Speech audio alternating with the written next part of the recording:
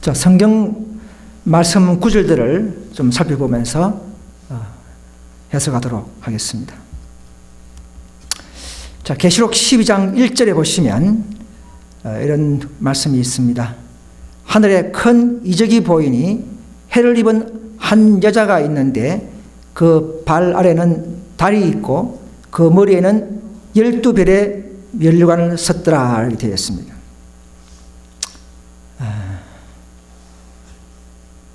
자, 12장에는요 해를 입은 여자가 나오는 이적을 봤고요, 또 한 번은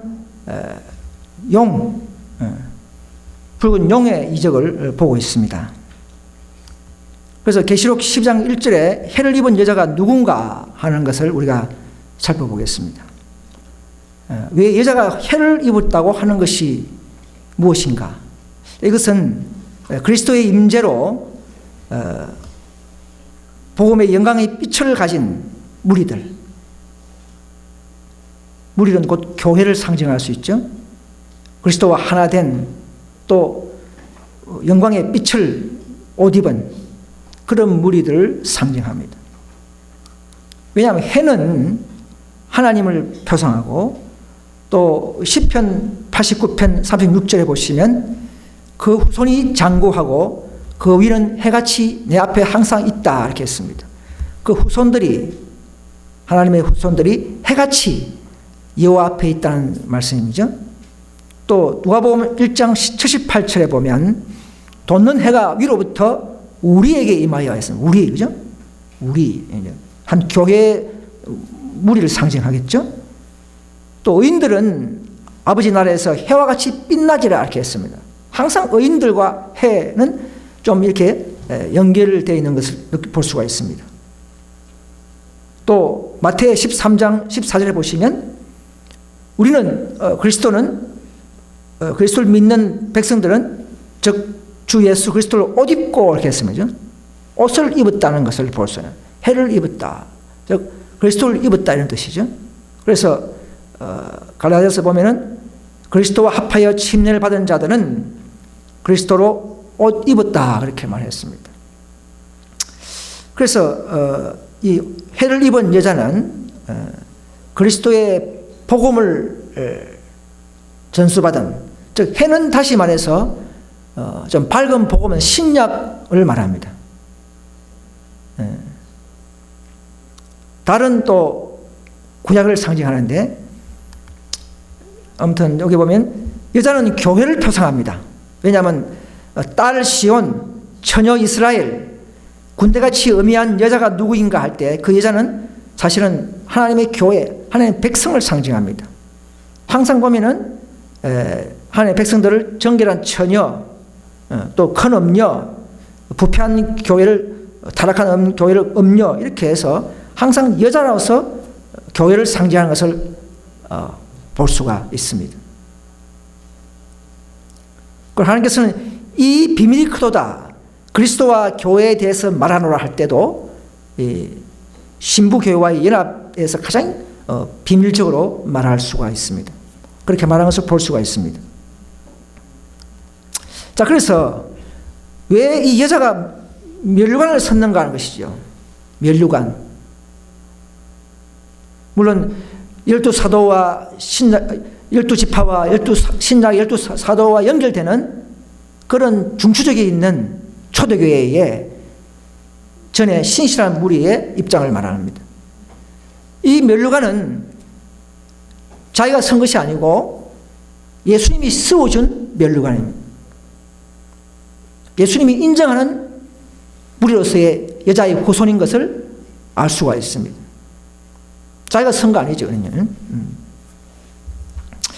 이 장면은 창세기 3장 15절에 여자의 후손과 뱀의 후손이 싸운다는 그 약속, 그것이 이제 4,000년 후에 드디어 실현되는 장면이요, 상황인 것을 알 수가 있습니다.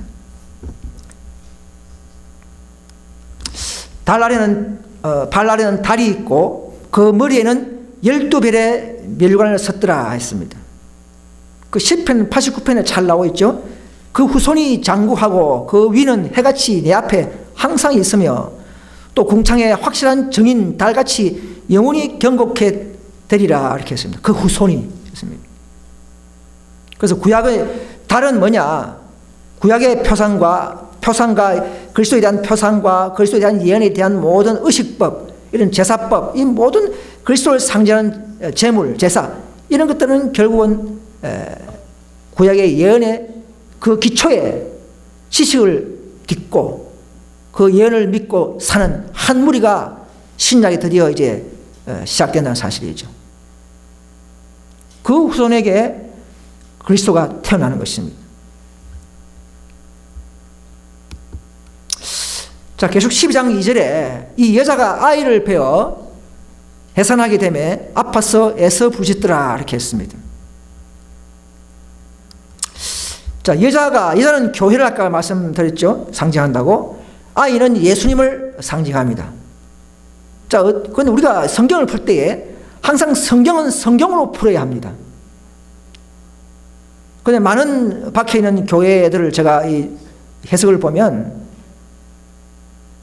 성경을 풀지 않고 예언은 예언에서 분명히 나와 있는 성경을 짝이 되는 구절을 찾아야 되는데 짝이 되는 구절을 찾지 않고 뭐 잠언서라든지 또는 뭐 다른 데서 찾아서 갖다 붙여서 해석하는 그것은 잘못된 것이죠.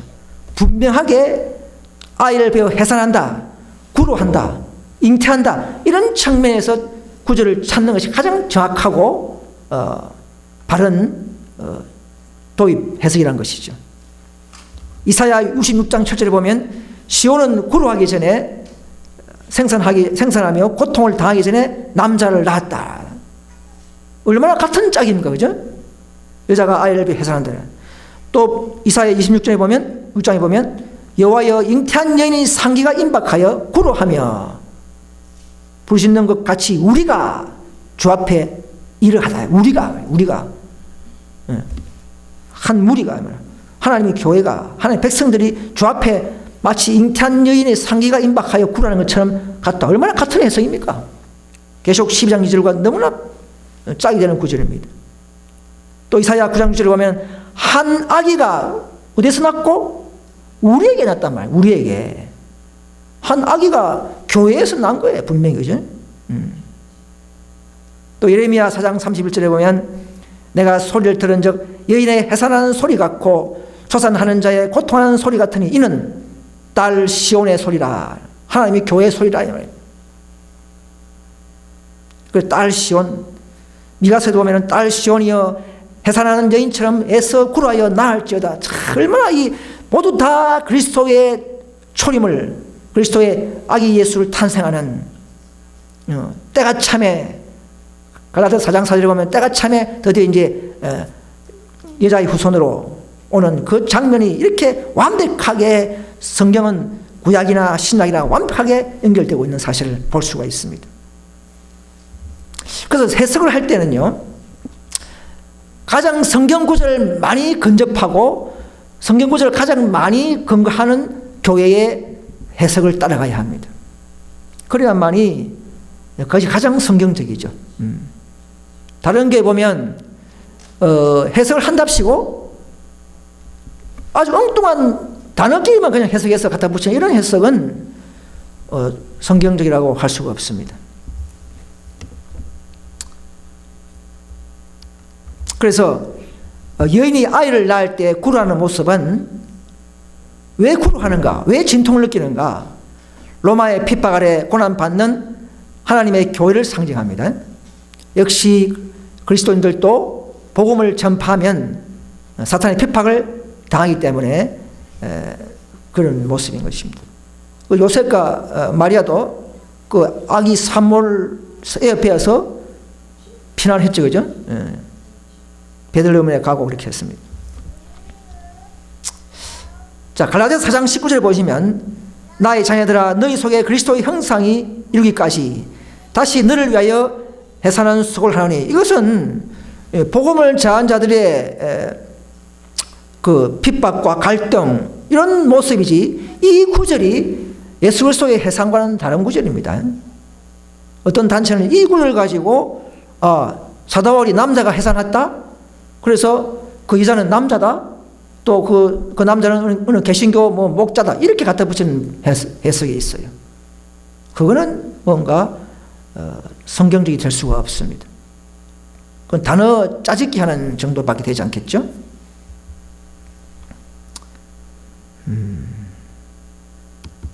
자, 또 우리가 이적을 보겠습니다. 계시록 12장 3절에 보면 하늘에 또 다른 이적이 보이니 보라, 한 큰 붉은 용이 있어 머리가 7이요 뿔이 10이요 그 여러 머리에 7 멸관이 있는데, 이렇게 했습니다. 자, 이제는 다른 이적을 봤습니다. 자, 여기 10뿔 짐승은 사단이지만 2차적으로는 이교 로마를 상징하죠. 자, 12장 4절에 보시면 그 꼬리가 하늘 별 3분의 1을 끌어다가 땅에 던지는지라, 이렇게 했습니다. 자, 꼬리는 그의 선지자를 상징하고 기만적인 행동을 말합니다. 행동을 하는데, 루스벨은 어떻게 했습니까? 하늘 반역을 어떻게 했습니까? 루스벨은 놓고자 했죠. 너가 아름다움으로, 그죠? 여러분, 뭔가 아름다운 삶일수록 제가 더 드러날 수 있는 놀라운 그런 비밀이 있습니다. 사탄이 말이죠. 왜 정죄할 수밖에 없느냐? 사탄은 우리 인류와는 좀 다릅니다. 사탄은 가장 하나님의 보좌의 근처에서 그분의 놀라운 영광을 받은 천사입니다. 또 하나님이 정말 선하신 분이다, 그분의 품성을 완벽하게 아는 자는 가장 루스벨이 제일 많이 알고 있습니다. 그죠? 천사 중에서. 하늘의 영광과 빛을 충분히 누린 자가 하나님의 놀라우신 선과 격을 알고도 고의적으로 빛을 거절하고 놓고자 하고 반역을 했기 때문에 그리고 결국은 그 길을 선택했기 때문에 그걸 용서할 수 없는 것이죠. 그런데 우리 인류는 아담은 좀 다르죠. 왜? 아담은 6천년간 사랑을 하고 계속적으로 용서하고 인류를 그렇게 사랑하면서 왜 루스벨을 안 봐주느냐? 그런 차이죠. 아담은 속았습니다. 그죠? 아담은 뱀의 꼬임에 속임을 당한 자입니다. 물론 반역을 했지만은, 그래서 아담과 루스벨의 관계는 좀 다릅니다.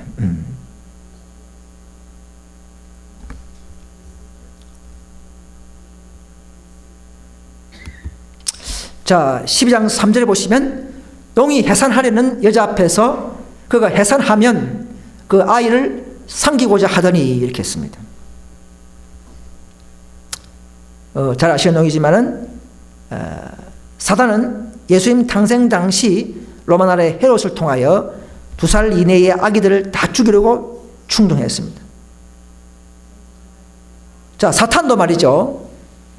예수님이 에덴 동산에서 아담 하와에게 너희 후손과 뱀의 후손이 싸운다는, 머리를 상하게 할 것이요 한다는 이런 예언들을 사탄도 알고 있어요.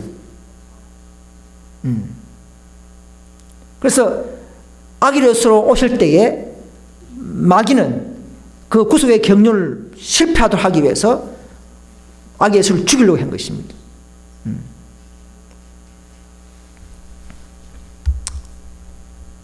자, 또 넘어가겠습니다. 그래서 때가 참에, 여기 나오죠? 때가 참. 범사의 모든 예언과 사건은 항상 범사의 때와 기간이 있습니다. 그죠?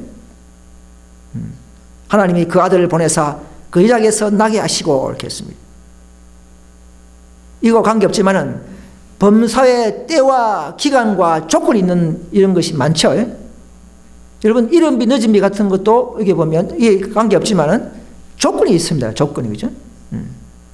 이른비를 받는 방법은 뭡니까? 우리 통회함, 이끌리심, 성령에 굴복하는 이런 통회함과 갈급함이 있는 자들에게 성령을 주어주십니다.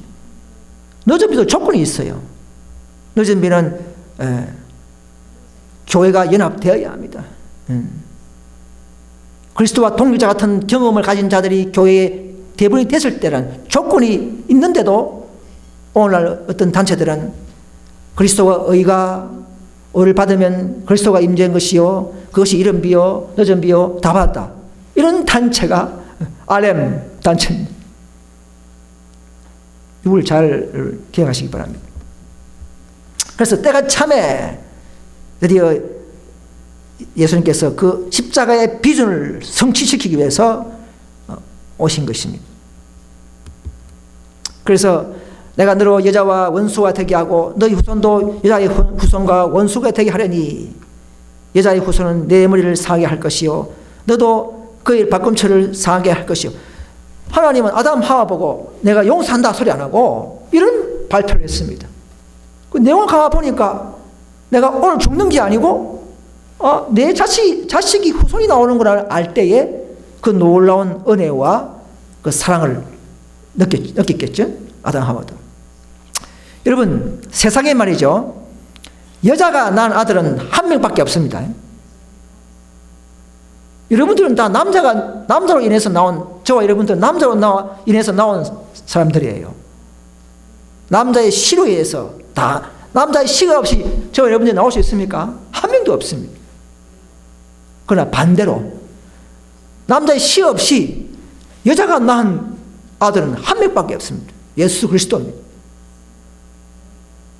그래서 예수 그리스도께서 여자를 통하여 오실 것이 예언되었으며 여자로 상징된 교회로 오실 것을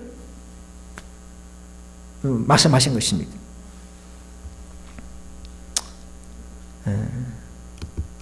그래서 이 계시록 15장 5절에 보면 여자가 아들을 낳으니 이는 장차 철장으로 만국을 다스릴 남자라. 여러분 철장은 세지팡이 같은 통치권을 상징하는 단어입니다. 요한도 시편에 있는 구절을 반복하고 있습니다.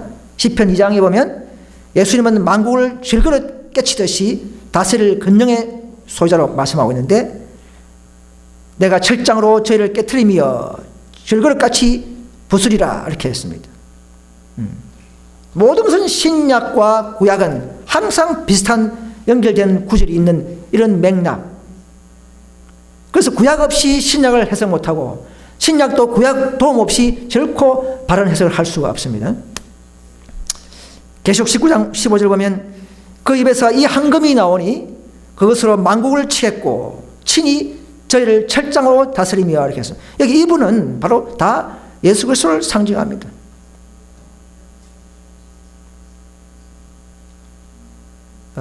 계시록 2장 27절에 보면 우리 이기는 자들도 동일한 특권을 누리게 한다 이렇게 되어 있습니다.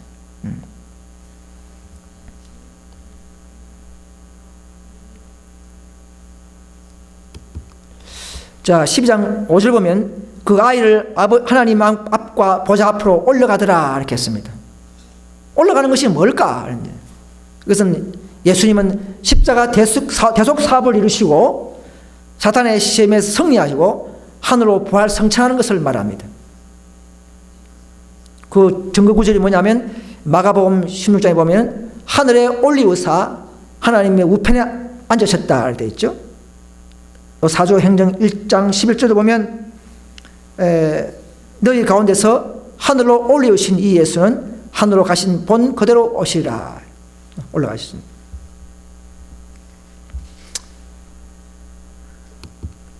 자, 계시록 10장 6절에 보시면 그 여자가 강나로 도망하매 거기서 1260일 동안 저를 양육하기 위하여 하나님의 예배한 곳이 있더라 이렇게 했습니다. 여러분 광야는 여러분 출애굽 광야도 좀 한적한 사막이었죠, 그죠? 광야는 여기서 성경의 뭐 예언적인 측면에서 바다는 많은 백성들, 사람이 많은 곳. 그 당시는 유럽이었습니다. 아메리카는 그래 사람이 별로 살지 않았죠. 그래 광야는 반대로 한적한 곳, 인적이 드문 곳을 상징합니다. 하나님은 항상 이런 광야를 통해서 피난처로 인도하시고 한편으로는 그 자기 백성들을 훈련장으로 사용하셨습니다. 모세를 통한 출애굽도 광야에서 훈련장으로 사용하셨어요. 그래서 여자가 광야로 도망하매 자, 한 여자는 한 진실한 무리를 말합니다. 로마 교회의 영향과 의식 예배를 피하고 단번에 주신 믿음의 도, 그죠? 를 지키기 위해서 하나님이 마련하신 신대륙이나 궁핍한 곳으로 비신한 것을 말합니다. 유럽에 있는 사람들은 저 알프스 산으로, 그죠? 알프스 피에몬 골짜기에 있는 왈렌스인들, 왈비젠스인들, 이런 무리가 강내로 도망한 사람들이고, 또 1년에 1단의 무리들은 또 영국에서 다시 이제 미국 신대륙으로 피난하는 이런 무리를 상징하는 해석이 되겠습니다.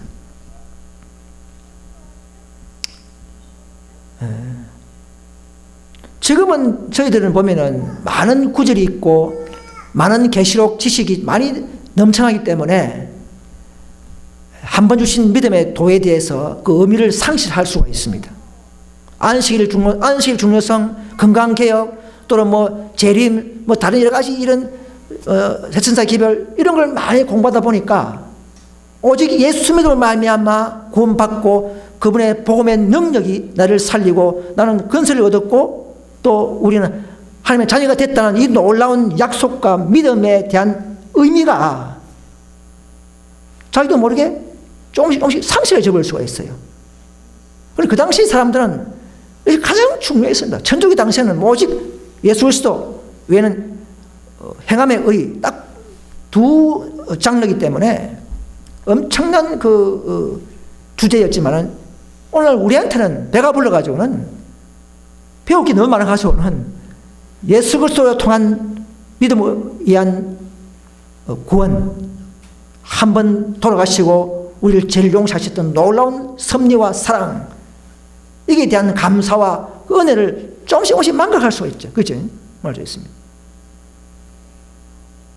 이 가치를 더 높인 때가 언제입니까? 1888년에 가치를. 우리가 십자가는요, 두 가지 큰 주제가 있죠. 자기 아들을 이 지구성에 있는 이 죄인들을 위해서, 하나의 모래알 같은 지구성의 행성의 지구를 위해서 자기 아들을 던져버리는, 즉 죽음보다 강한 사랑, 그죠? 이 사랑을 우리는 바라볼 수가 있습니다. 그 놀라운 희생, 그분의 희생과 사랑을 더 깊이 연구하면서 그분의 품성과 놀라운 그 축복을 우리는 받을 수가 있습니다. 또 하나는 십자가를 바라볼 때 그 율법을 만드신 하나님도 죽을 수밖에 없는 공의, 그죠? 자기가 만든 법도 함부로 어기지 못하고 순종할 수밖에 없는, 죄진 값을 지불할 수밖에 없는, 죽을 수밖에 없는 공의의 높임, 율법의 불변성, 이것을 또 우리는 높이 사는 교회가 우리 교회지 않습니까? 우리 교회가. 개신교는 이걸 잘 무시해버리죠. 그래서 우리는 이 자비와 공의가 잘 우리는 적용해서 우리 마음속에서 때를 따라 잘 곳간에서 어떤 때는 자비, 어떤 때는 공의를 잘 적용할 수 있는 이런 컨트롤, 이런 어떤 지혜랄까요? 이런 어떤 품성이 잘 성숙 훈련될 때에 우리는 하나님의 사업에 더 쓰임받는 자가 될 수가 있습니다. 여러분, 이 십자가에서 나오는 빛은요, 잘 부정하는 사랑의 법칙을 우리는 배워야 합니다. 그리스도의 그 죽으심, 그리스도의 모든 생애에서 그분이 자기를 낮추고 잘 부정하는 그 사랑의 법칙을 곳곳마다, 성경 곳곳마다 심어지고 있는 사실을 우리는 발견해야 합니다. 그래서 이 생명의 법칙은, 이 사랑의 법칙은 이 땅에서나 하늘에서도 생명의 본질이요 법칙이라는 사실을 우리는 받아들여야 합니다. 잘 부정하는. 십자가에서 그걸 뽑아내야 되는 거예요. 자, 넘어가겠습니다. 자, 그래서 1620년에 청교도 120명이 영국 남서부에서 메이플라워를 타고 대서양을 건너서 미국 매사추세츠의 프리머스에 상륙을 했습니다. 그런데 놀라운 것은요, 콜럼버스가, 그죠?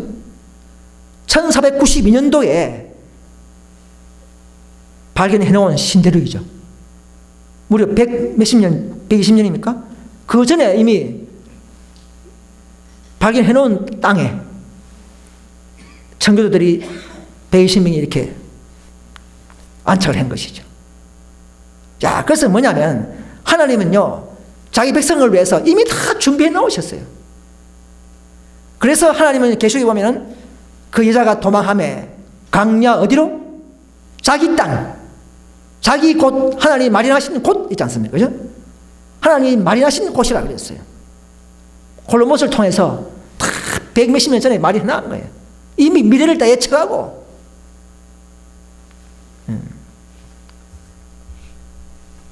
그래서 우리도 어떤 어려움이 있다 할지라도 우리가 기도하고 하나님을 매달리면은 하나님 우리를 계속적으로 인도하시고 이 교회를 섭리하실 것입니다. 우리 모든 것을 하나님께 맡겨버리고 주어진 환경 속에서 우리는 하나님께 의지하는 그런 믿음을 더 키워나가야 합니다. 인간의 지혜와 인간의 무리로 자꾸 하면 그건 개발이 안 돼요. 하나님이 주신 모든 그 원칙과 그 상태에서 그대로 밀고 나가면 되는 것입니다. 그런데 자꾸 인간의 지혜와 인간의 머리를 설면 나중에 이 능력이 점점점 소멸되어 버리는 것이 좋은 방법이 아닙니다. 자, 이 1260년과 42달, 이건 우리가 잘 앞에 강사님들 잘 배웠죠. 자, 이것은요 하나님이 정하신 기간입니다. 여러분, 사탄도요 자기 마음대로 하나님의 백성들을 괴롭히지 못합니다. 하나님이 딱 정해놓고 한 대, 두 대, 반 대 안에만 괴롭히라 이렇게 1260년 동안만 괴롭히라 이렇게 한 거예요. 응? 사탄도 그 안에서만 괴롭혀야 되지 그 초과할 수는 없습니다. 그래서 이 연도는 특별히 우리에게 호심을 주고 초점을 하고 우리가 싸워야 할 대상, 짐승의 움직임과 그들의 활동을 알려주기 위해서 특별히 이렇게 한 7번씩이나 성경에 강조하고 있습니다.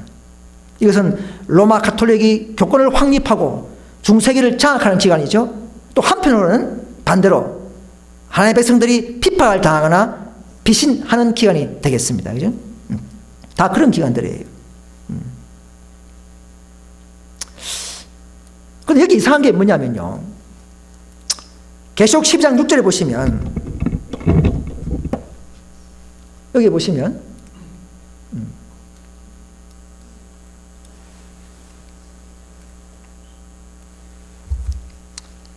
여기 보시면 여자가 강야로 도망하며 그를 양육하기 위해 저죠. 양육이 뭐죠?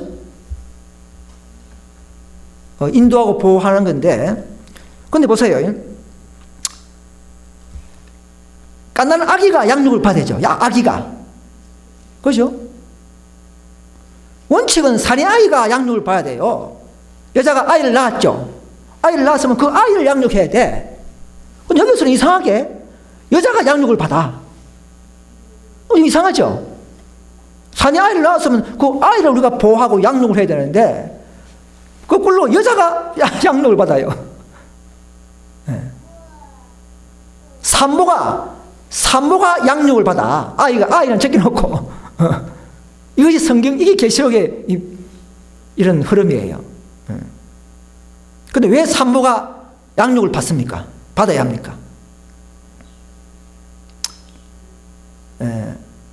산모가 허약했기 때문에 약해져 버렸어요. 왜냐하면 천주교를 통해서, 로마 교황을 통해서 약 1200년 동안 핍박을 계속 받고 로마 천주교 이 연결되면서 엄청난 불같은 시련을 받은 교회가 산모가 연약해져 버렸어요. 힘을 다 잃어버렸어요. 그래서 광야 자기곳이죠. 자기곳. 광야 자기곳으로 날아가서 그 뱀의 낯을 피하여 영양을 피하기 말입니다. 한때 두 반대를 양육한다. 여자가 양육받고 있는 종류입니다. 교회가 중세기 때는 천주교가 이겼어요. 여자를 이겼습니다. 그러나 겉으로는 이겼지만 뭐 수천만 명 죽이고 학살하고 종교재판소 이단을 처형하고 계속 여자가 많이 힘을 다 잃어버렸어요. 불란서 혁명 때도 그죠?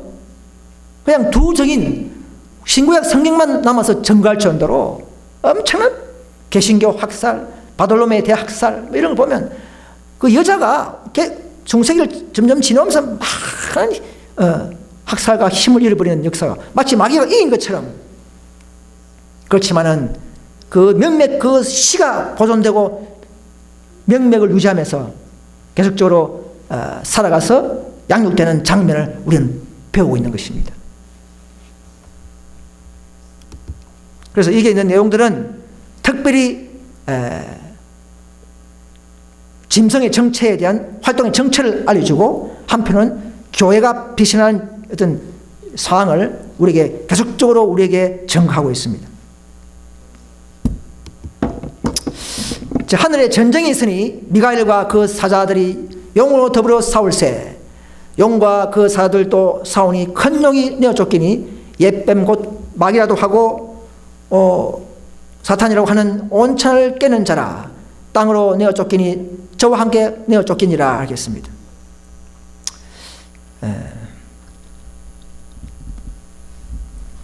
에스겔에서 보면 내가 아름다움으로 마음이 교만하였으므로 했습니다. 내가 영화로움으로 내 지혜를 더럽혔으며 했습니다. 내가 너를 땅에 던져 열왕 앞에 두어 그들의 구경거리가 되게 하였노라. 이사야에서 보면 높고 높은 자와 비기라 하도다 이렇게 했습니다. 여러분 루스벨은요, 루시퍼 천사죠.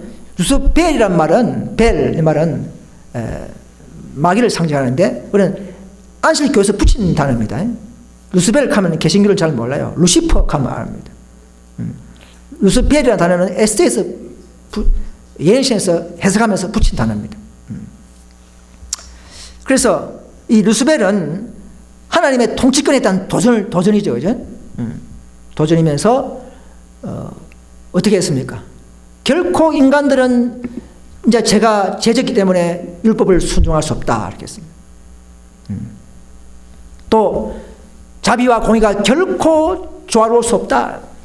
벌 주면 벌 주고 자비 주면 자비지, 어떻게 자비와 공의가 병 주고 약 주고 이게 하나 되느냐, 이건 있을 수 없다. 우리 다 아시는 내용이지만 이 사건이 그 보증인이 나와야 되고, 그죠?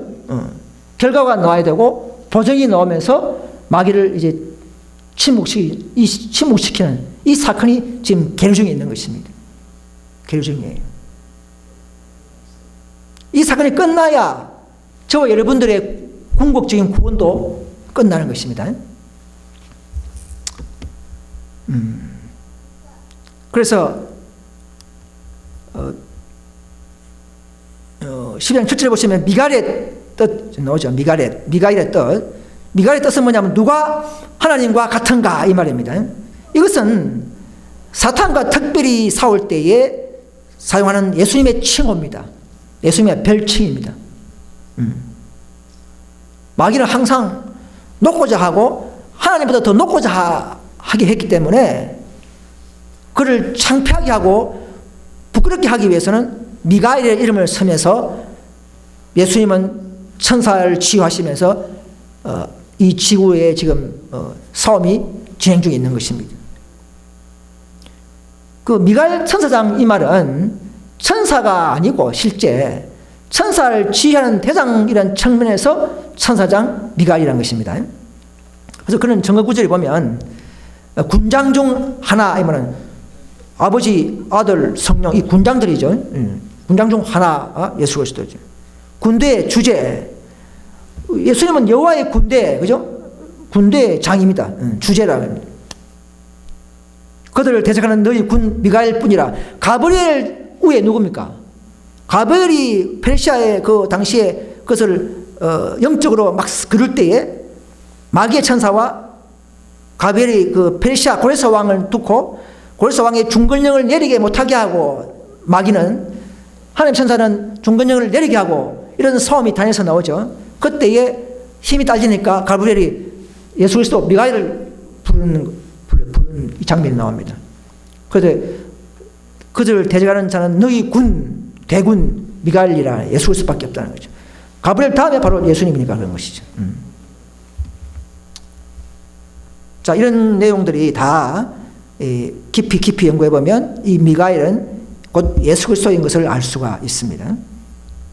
그래서 계시록 19장에 보시면 하늘에 있는 군대들이 희고 깨끗한 세마포를 입고 백마를 타고 그를 따르더라. 하늘에 있는 군대, 천사 군대 앞에 누가 섰다고요? 누가 섰다고요? 예수 그리스도가 바로 천사장이라는 것이죠. 미가엘이라는 것이죠.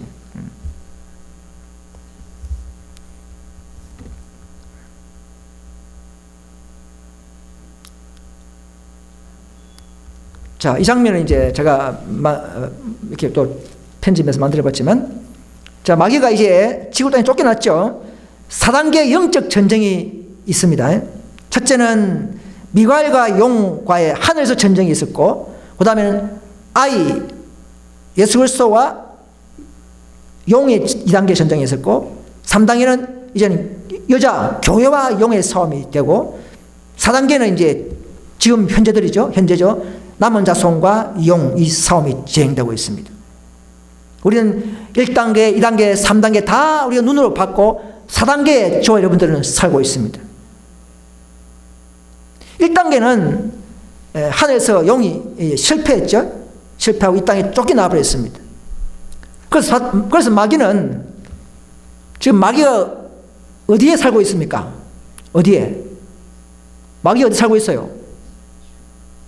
공중에 거처하고 있어요. 공중에, 그죠? 지구의 공중에 거처하고 있어요. 그래서 마귀를 가지고 공중 건설을 잡은 자라 그렇게 하지 않습니까? 그죠? 공중 건설을 잡은 자, 이렇게 말합니다. 그 1단계는 이제 사탄이 실패했죠. 2단계는 이제 초림 때에 예수를 죽이려 했던 로마를 통해서 죽이려 했던 실패했어요. 마귀는 분명히 잡아 죽였는데 이제 보니까 죽음없이 이긴 것이라 하나님이 예수님이 이긴 것이에요. 지는 자가 이긴다는 말이 거기에 나온 것입니다. 분명히 잡아 죽이는데 그 십자가의 그 경륜, 그것은 놀라운 승리의 갈발이었어요. 그 십자가의 비밀이었어요.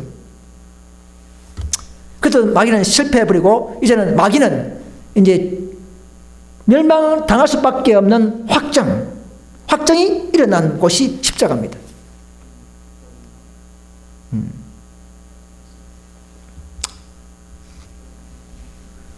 근데 마귀는요, 십자가에서 이미 이미 졌지만은, 이미 멸망자로서의 확정된 자지만은, 마귀는 아직도 완전한 복종이 되지 않고 있어요. 완전한 복종. 하나님 물리적으로 그렇게 하지 않습니다. 그죠? 6,000년간 동안에 기간을 주면서 마귀의 죄가 완전히 드러나고 또 하나님의 율법의 보존이 나타나야 되고, 나타나고 난 뒤에 마귀가 완전히 침묵시키면서 천년기 후에 완전히 멸망을 시킵니다. 그죠?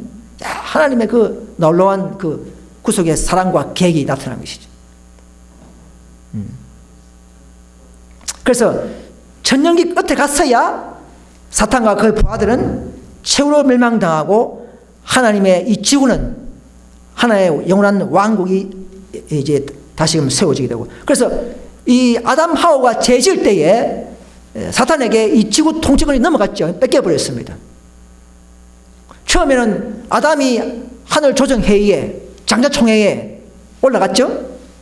올라갔는데 뺏기고 난 이후부터는 사탄이 대신 참여했죠. 그죠? 욥기 보면 그걸 나오죠. 했는데, 그래서 십자가 이후부터는 이제는 사탄은 그런 회의도 가지 못하게 되고 이 지구에만 종속되어서 이 지구 하늘의 공중을 건설 잡으면서 우리를 속이게 되는 그런 상황이 되어 있는 것입니다.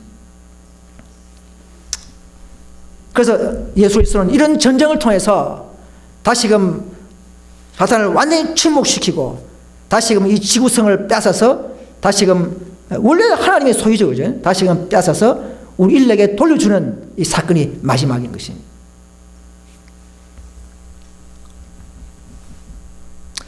그래서 이제 3단계에 와서는 이제는 자, 예수님은 이제 부활해서 승리하고 하늘로 가버렸어요. 이제 마귀가 그 공격할 수가 없어요. 그죠? 핍박할 수가 없습니다. 그 이제는 뭐냐? 여자를 낳은, 아이를 낳은 여자를, 교회를 핍박을 해야 돼요. 그 씨를 없애버리고 구속의 경륜에 인간들이 구원을 못 받게 만들고 구속의 경륜에 마지막 보증인이 안 나오도록 주제가 뭡니까? 예수 믿음으로 율법을 순종할 수 있다는 것이죠. 그죠? 율법을 높이는 백성들이 없도록 없어야만이 되는 것입니다. 그 사건을 위해서 마귀는 3단계에서 열심히 그냥 로마 가톨릭을 통해서 계속적으로 죽이고 했지만은 결국은 그 소수 무리들이, 그래서 그때 하나님은 미국을 통해서 미국에다가 양육시켜서 양육시켜 놨습니다. 이렇게 옮겨 놨습니다. 그 시체를 옮겨 놓은 거예요. 그래서 3단계에도 사탄은 핍박을 했지만은 결국은 그 여자가 피신되어 버렸죠. 그죠? 4단계에 와서는 다시금 양육받은 교회가, 여자가 언제 힘을 냈습니까? 이제 여기 뒤에 보면 나오겠지만, 아직 안 나오네. 그래서 1776년에 미국이 독립하고, 이제는 이제 1830년경에 전후에 이제 재림운동이 일어났죠. 그죠? 윌람 밀을 통해서. 이제 그 시가 이제 미국의 시가 있습니다. 이제는 시가 유럽에서 이제 미국으로 건너와서 미국의 시를 다시금 양육 시를 뿌려서 다시금 참된 무리들이 부활해 나간 거예요. 밀러 운동의 재림운동을 통해서 양육되고 드디어 이제 참된 진리와 예수의 증거를 받은 안실 교회가 조직이 되죠. 그죠? 양육돼가지고 이제는 다시금 싸우기 위해서 무기를 받고, 무기는 뭡니까? 다시금 예수 믿음에 대한 그 도, 그리고 또 무기 뭡니까? 짐승의 정체를 다 아는 예언의 신, 그죠? 우리는 딱 갖고, 우리는 죄를 분별하면서, 우리는 다시금 용과 또는 싸울 수 있는 우린 체제를 갖추는 것입니다. 저 여러분들은 무기가 있죠? 우리는 용과 싸울 마지막 군사들입니다. 또 한 단계 남은 무리가 돼서 최후의 남은 무리가 됩니다. 그래서 마지막 4단계는 이제는 뭡니까? 동에서 강신술, 진성, 천주교, 거짓 선지자, 개신교, 이 3종합에서 완전히 우리를 초토화시키려는 그 전쟁이, 그죠? 또 앞으로 또 있겠지만, 이런 싸움이 지금 암남리의 준비 중이고 진행 중이고 앞으로 절정은 미래에 있을 것입니다. 저 여러분들이 살아남기를 바랍니다. 자, 그래서 계시록 12장 1절에 보시면, 11절에 보시면, 여러 형제가 어린 양의 피와 자기의 정갈한 말로 인하여 저를 이겼으니 그들은 죽기까지 자기 생명을 아끼지 아니하였도다. 성소시대에, 중세기 때 이전을 말하죠. 이긴 자가 어떻게 살았다고요? 자기 생명을 아끼지 않았다는 거예요. 그런 자가 이긴 자였어요. 죽기까지 생명을 아끼지 않은 자가 그 당시에 이긴 자였습니다. 항상 모든 시대마다 그냥 뭐 이런 정말 목숨 걸고 싸우는 자들이 이기는 자예요. 마지막 우리 시대에도 바로 14만 4천들의 본질은 사실 아셔야 합니다. 그래서 정말 전수가 되는 거예요. 그래 하지 않으면 지금 안실 교회도 뭐 2천만 명이죠. 어쩌다 들어가겠습니까? 전 세계 한국에도 뭐 수백만 명이 예수 믿는데, 수억이 지금 전 세계에 예수 믿는데, 죽기까지 생명을 아끼지 않는 자들야만이, 그런 본질적인 정신을 가진 자만이 살아남을 수가 있습니다. 자, 마귀도 보세요. 12장 12절에 보면은, 하늘과 그 가운데 그런 자들은 절구하라. 땅과 바다는 화있을진저 이는 마귀가 자기 때가 얼마 되지 못한 줄 알고 크게 분내어 너에게 내려갔습니다 했습니다.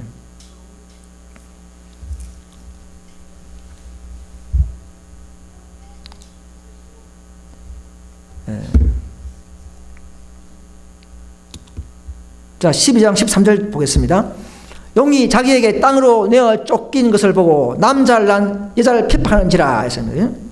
아까 말씀드렸다시피 사단은 그리스도에게 십자가에서 패배를 당하여 하늘 조정에 올라가지 못하고 땅에서만 활동하게 되었고, 또 예수님의 부활 성취함으로써 직접 공격하는 것이 불가능하게 되고, 이제는 교회를 공격하여 복음의 전수와 구속 사업을 실패하도록 하는 것이 마귀의 작전입니다.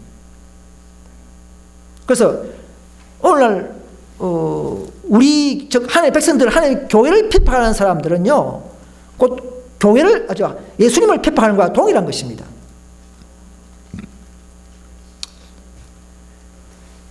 그 사도행전 9장 4절에 보면 사도 바울이 사울이 막 스테반 잡아당길 때 어떻게 했습니까? 하늘에서 사울아 사울아 네가 왜 나를 핍박하느냐, 그죠? 내가 핍박한 자는 누구라고요? 네가 핍박한 자는 스테반이 아니고 예수라, 이렇게 말했습니다. 그죠? 그래서 하나님의 교회를 공격하고 핍박하는 하면 결국은 누구 핍박한다고 해요? 그리스도를 핍박하는 거예요. 우리 교회를 비난하고 핍박하는 사람들이 앞으로 많이 있겠지만은 그리스도의 교회를 핍박하고 그리스도 교회를 무너뜨리는 방법이라는 사실을 아셔야 합니다, 여러분.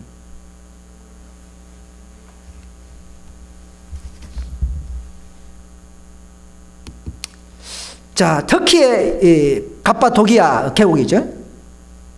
중세기의 그 전후에 신실한 무리들이 박해를 피해서 초기에는 십자군을 피하고 또 이슬람족들을 피하고 또 로마 황제의 영향을 피하고 이렇게 해서 저 산속에 저 돌은요 좀 응애함인가 좀 부드러운 흙이에요. 이 파면 잘 파지는 그런 흙을 화산 활동에 의해서 일어난 이것을 하나님이 마련해 두신 것이죠. 그래서 다 산으로 피신해서 저기서 집을 짓고 오직 뭡니까? 오직 그리스도를 믿기 위해서, 이 믿음의 돌을 지키기 위해서 저를 살았다는 사실입니다. 여러분, 저와 여러분도 그런 믿음을 가져볼 마음 없습니까? 그런 믿음이 없습니까? 있습니까? 정말 진리를 위해서 저 산속에 살 마음이 있습니까?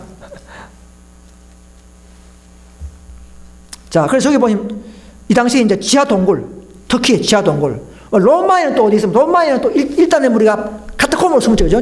지하 무조 숨었죠. 또 터키에서는 또 지하 동굴 땅 밑을 파가지고 방을 만들고 그래서 여기 보면 그림이지만 터키에 있는 데린구유라는 곳에서 이 지하 도시, 이 지하 120m까지 내려 파가지고 120m 약 3만 명을 수용할 수 있는 장소에다가 방이 약 1200개 1960년도에 발견해서 지금도 발견해 나가는 그런 상태입니다. 얼마나, 그죠? 이 치열한 접전이 있습니까? 십자가의 그 놀라운 사랑과 도를 가진 자들은 저렇게 할 수 있다는 것이죠. 그래서 우리는 진리를 더 사랑해야 합니다. 진리만이 우리를 품성을 변화시키기 때문에 여러분, 이 교회에서 진리를 더 사랑하지 않으면 인간이나 인간을 사랑하고 이런 우정을 사랑도 좋지만 진리를 먼저 사랑하지 않으면 결코 저런 모습으로 살 수 없습니다. 여러분, 뭔가 변화되어야 됩니다.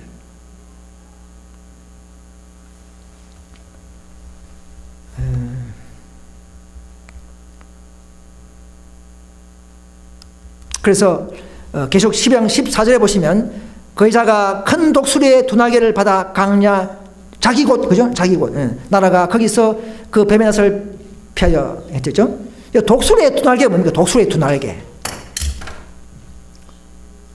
출애굽기 보면요, 19장 4절에 보면 나의 애굽 사람에게 어떻게 행하였음과 내가 어떻게 독수리 날개로 너희를 업어 내기로 인도하였음을 너희가 보았노라, 이렇게 했습니다. 출애굽 당시에도 하나님께서는 바로 왕을 피해서 홍해를 건너게 하시고 그 사막 강야를 인도하신 것은 마치 독수리가 자기 새끼를 엎는 것처럼 이렇게 자기 백성을 보호했는 그런 이런 표상을 계속적으로 하고 있습니다. 그래서 신약의 모든 해석을 하려고 하면, 계시록을 해석하려고 하면 다니엘서를 연구해야 되고요. 또 구약의 모든 곳곳에 여기서 조금 저기 조금 경계를 더하며 이렇게 우리가 뽑아서 우리는 얼마든지 이 모든 예언들을 우리가 해석해낼 수가 있다는 사실입니다. 다른 데서 잡으면, 다른 데서 끌어오면 되는 게 아니에요.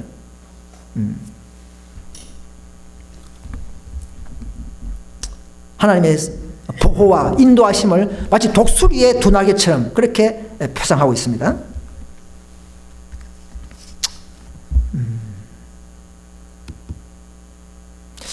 15절에 여자의 뒤에서 뱀이 그 입으로 물을 강같이 토하여 여자를 물에 떠내려가게 하려 하되 알겠습니다.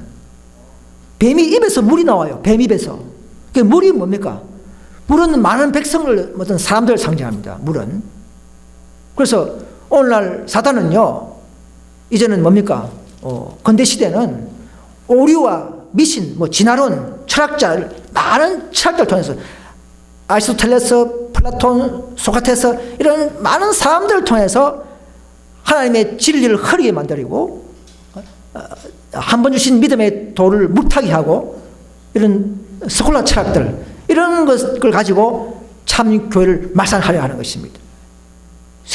교회를 세속화시키는 것이에요. 그래서 다수의 사람들을 이용해서 진리에 선 소수의 백성들을 박해하는 상징입니다. 그 시편에 보시면 사람들이 우리를 치러 일어날 때에 여호와께서 우리 편에 계시지 아니하셨다면 그때에 저희의 노가 우리를 대하여 맹렬하여 그때에 물이 우리를 음물하여 시내가 우리 영혼을 잠갔을 것이며 그때 넘치는 물이 우리 영혼을 잠갔을 것이라고 할 것이다. 그죠? 그래서 이런 항상 물이 한편을 보면은 이런 상징이 그렇게 비슷하죠. 그죠? 노가 물처럼 이렇게 해서, 그죠? 자, 16절에 이제는 땅이 여자를 도와 그 입을 벌려 용의 입에서 토하는 강물을 삼키니 이제는 땅이 여자를 도왔어요. 신대륙 미국이 이제는 메이플라워를 타고 건너오는 102명의 그 신실한 무리들을 반기고 그래서 이제 정착하면서 씨를 뿌리는 작업을 했죠. 땅이 이자를 도왔습니다. 또 용의 입에서 토하는 강물을 삼켰다. 강물을 삼켰다는 말이 뭡니까? 잘못된 그런 오류, 잘못된 철학들 이런 것들을 많이 그 당시에 많이 나왔지만 진화론 고고하게 발달되고 지질학적으로 발전되면서 로제스타 그 비가 발굴되고 또 사회 사본이 발견되면서 성경이 더 정확하고 성경이 진리인 것을 점점점 이제 믿는 사람들이 늘어나면서 진화론의 허구성을 폭로하게 되는 이런 것도 결국은 마귀가 입에서 나오는 그런 것들을 삼켜버렸다는 것이죠. 그런 상징적인 해석을 할 수가 있습니다.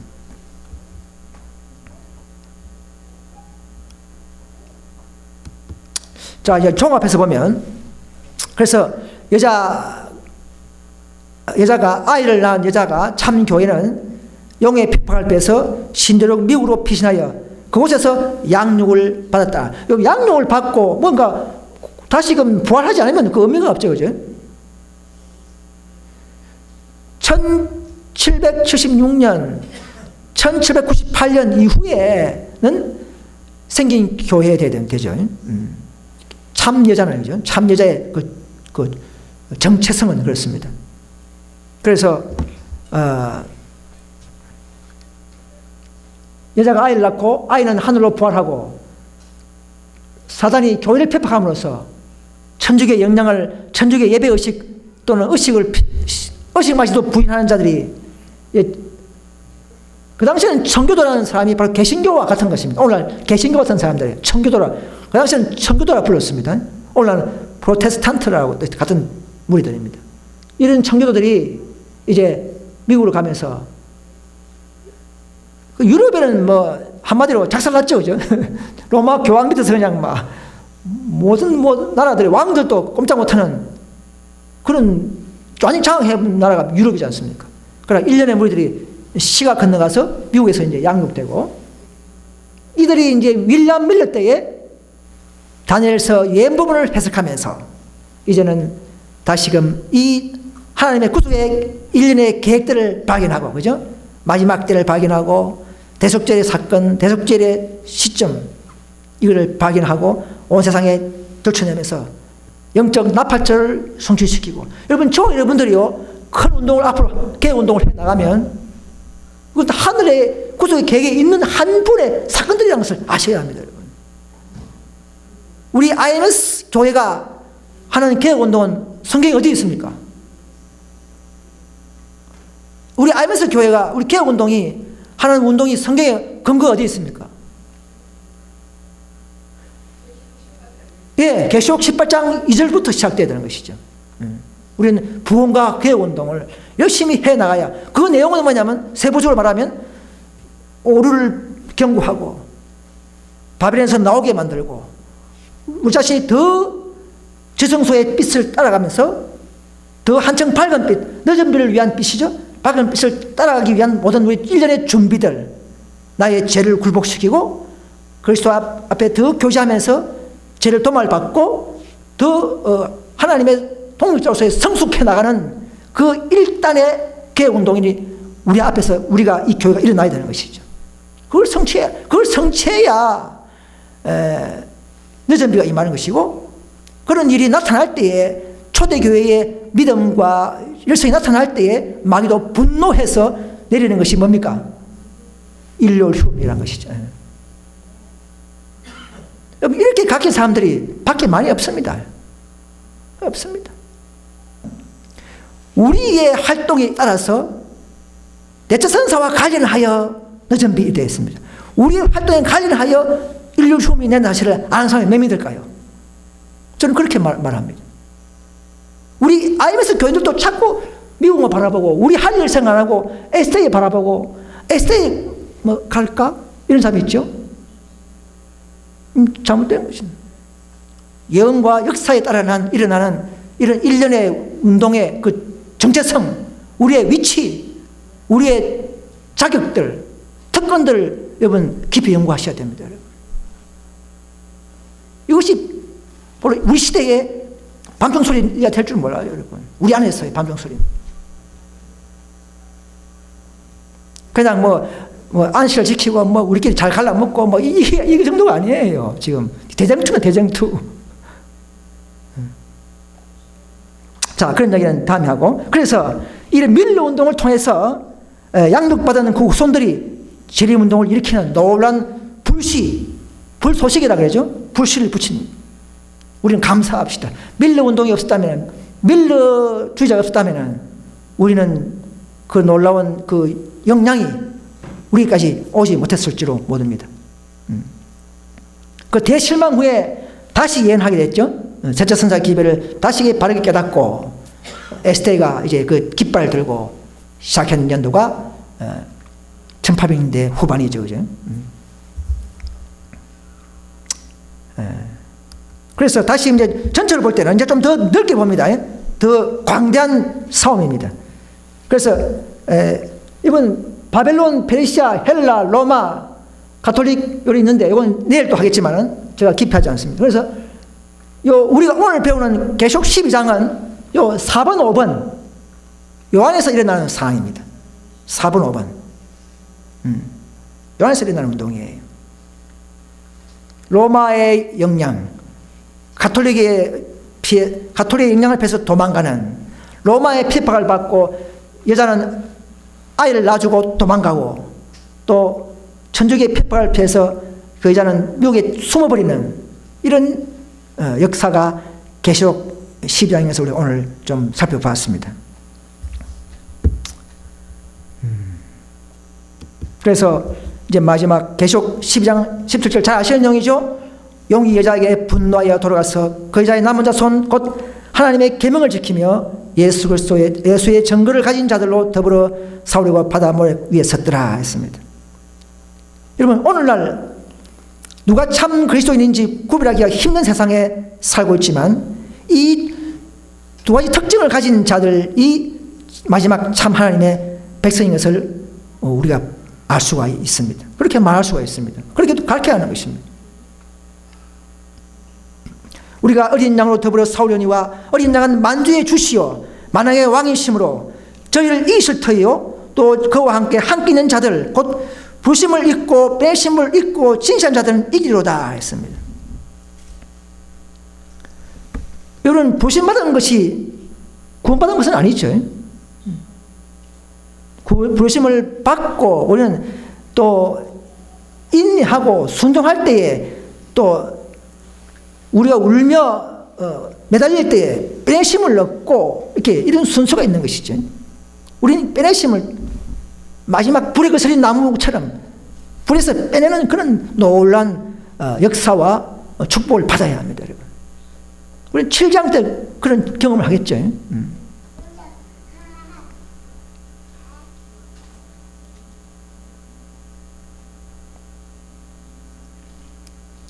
자, 마지막으로 이제 이 마지막입니다. 종합했습니다. 자, 남은 자손의 특징을 제가 9가지로 만들어 봤습니다. 첫째, 여자가 강야로 가서 한때 두때 반때를 지나고 양육된 후에 즉 1798년 환란 이후에 조직된 교회라야 합니다. 장로교, 감리교 다 1500년대, 1600년대에 생긴 교회, 1700년대에 생긴 교회, 칠매교 이런 교회는 아니죠. 과거에는 하나님의 교회였지만 지금은 남은 교회는 아닙니다. 그죠? 남은 교회는 미국에서 생겨나야 되죠. 그 다음 두 번째, 지리적으로 여자를 도와준 강약, 그죠? 미국에서 나와야만이 남은 교회를 할 수가 있습니다. 그죠? 이들은 아까 말씀하셨다시피 하나님의 계명과 예수님을 지킨 자고, 그 다음에 예수의 증거, 그죠? 대언의 영을 가진 교회.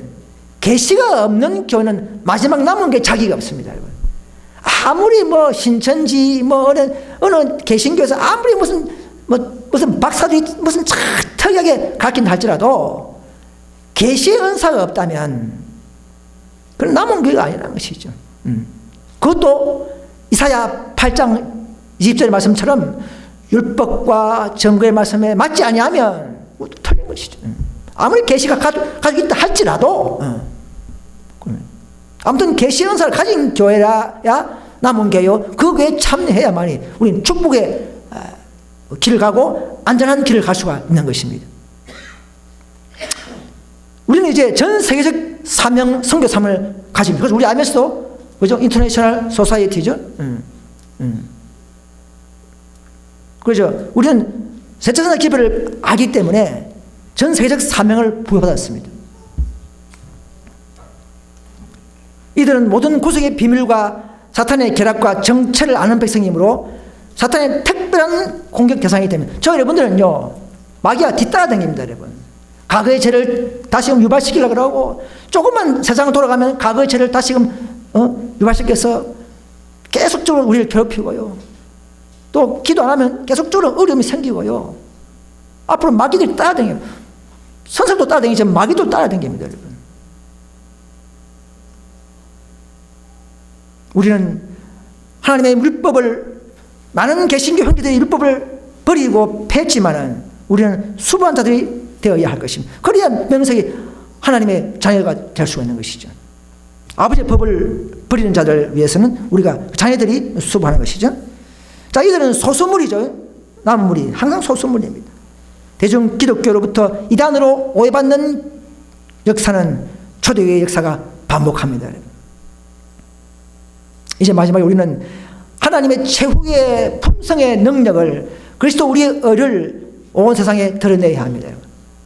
우리는 아무리 죄를 지었다 할지라도 우리는 회개하고 또 용서받았으므로 우리는 의가 우리에게 충만할 수 있는 길을 가지고 있고 교제가 되기 때문에 우리는 계속적으로 순종한다면, 계속적으로 갈급한다면 그분의 품성은 분명히 우리 길로, 마치 두 감람나무에서 그 근간으로 성령이 흘러가듯이 그대로 흘러가면서 우리의 마음에 계속적으로 임재할 수 있는 충만한 성령의 이른비, 또 마지막 늦은 빛까지 약속된 교회가 하나입니다. 항상 하나님은 한 교회를 통해서 마지막 사업을 하기 때문에 시간이 걸리고 답답하고 한편은 엄청나게 하늘에서도 지금 이렇게 주시하고 있는 사실을 알 수 있습니다.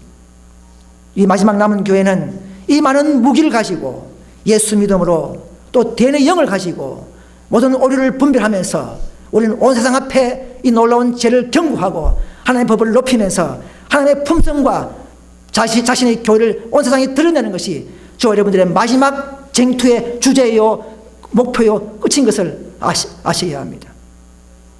이 일을 위해서 우리 모두 다 온 우리 마음을 바치고 우리 남은 여생과 인생을 바치면서 함께 하기를 약속해야 합니다. 그럼 여러분 40분 손들어 보십시오. 그럼 여러분 40분 손들어 보십시오. 예, 감사합니다. 아무튼 우리는 이 내용들을 다시 한번 숙지하고 항상 대쟁투의 관념으로 살면서 오늘 또 내일도 살아가는 저와 여러분 되시기를 간절히 바라면서 말씀을 마치겠습니다.